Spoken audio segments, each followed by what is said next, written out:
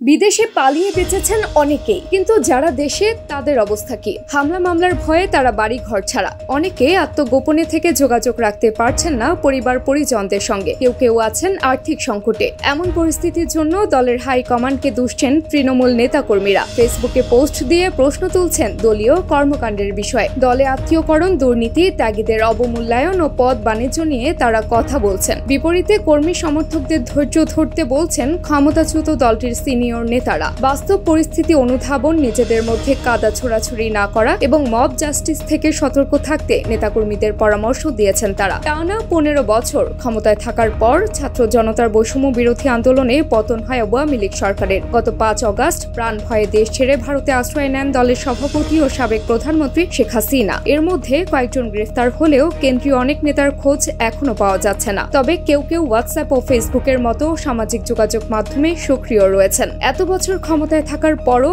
কেন দলকে শক্তিশালী করা যায়নি, সেটি নিয়ে প্রশ্ন তুলছেন দলের কর্মী সমর্থকরা। অনেকে আবার দলের সিনিয়র নেতাদের উপর ক্ষোভ প্রকাশ করছেন। এসব নেতাকর্মী ও সমর্থকদের উদ্দেশ্যে বাহাউদ্দিন নাসিম বলেন, গত 5 আগস্ট থেকে বাংলাদেশে যেটা হচ্ছে যে মব জাস্টিস শুরু হয়েছে বা চলছে, এটাই এখনকার বাস্তবতা। এটা অস্বীকার করার কোনো উপায় নেই। এই মব জাস্টিসের সামনে কারো রেহাই নেই। এটা নিয়ে কথা বলারও সুযোগ নেই। কথা বা মত প্রকাশ করলে সেও বিপদগ্রস্ত হবে। আমাদেরও সীমিত আকারে, সীমিত পরিসরে অনেক সহনশীলতার সঙ্গে রক্ষণশীল হিসেবে চলতে হচ্ছে। ক্ষুব্ধ নেতাকর্মীরা বলছেন, জাতির পিতা বঙ্গবন্ধু শেখ মুজিবুর রহমানের হত্যাকাণ্ডের পরও আওয়ামী লীগের নেতারা দেশ ছেড়ে পালায়নি। সেই সময় দলের বর্তমান সভাপতি ও বঙ্গবন্ধু কন্যা দেশের বাইরে অবস্থান করলেও তৃণমূলের অনেক নেতাকর্মী বঙ্গবন্ধু হত্যার প্রতিবাদ জানিয়েছিলেন। দলের সিনিয়র নেতারাও দেশে ছিলেন। তবে এখন কেন কাউকে পাওয়া যাচ্ছে না? কেন পালাতে হলো? দলকে কেন এই পরিস্থিতির মুখে পড়তে হলো? সাবেক ছাত্রলীগ নেতা হেমায়েতুদ্দিন ফেসবুকে লেখেন, 1975 সালের 15 আগস্ট জাতির পিতা বঙ্গবন্ধু শেখ মুজিবুর রহমানের নির্মম হত্যাকাণ্ডের পরও দেশ ছেড়ে পালিয়ে যাননি ডক্টর কামাল হোসেন, ব্যারিস্টার আমিরুল ইসলাম, আব্দুস সামাদ আজাদ, মিজানুর রহমান চৌধুরী, দেওয়ান ফরিদ গাজী, আমির হোসেন আমু, আব্দুর রাজ্জাক, তোফায়েল আহমেদ,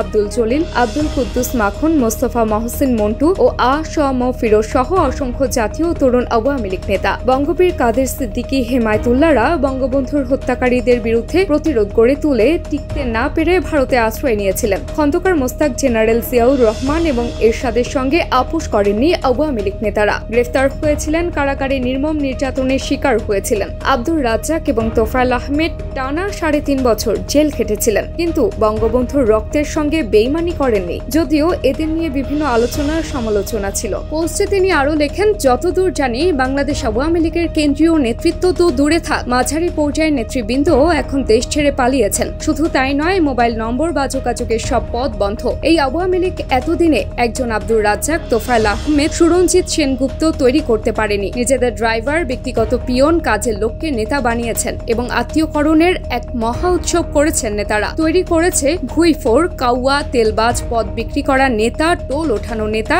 এটাই বাস্তবতা।